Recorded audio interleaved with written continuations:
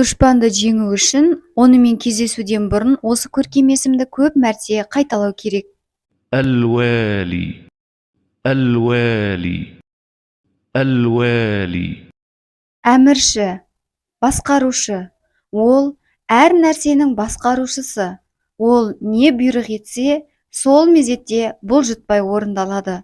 Ол өз қалауымен және даналығымен билік жүргізеді, үкімдерін іске асырады. Егер Алла бір қауымға жамандық қаласа, оны ештеңе де қайтара алмайды. Әрі олар үшін одан басқа әмірші жоқ. Бұл көркем есімді 99 мәртеден қайталап жүретін жан түрлі бәле-жаладан, апаттардан, тауқыметтерден қорғалады. Ал кім осы көркем есімді көп мәрте қайталап, үйдің бұрыш-бұрышына үрлесе, Алла қаласа сол үй жамандықтардан аман болады.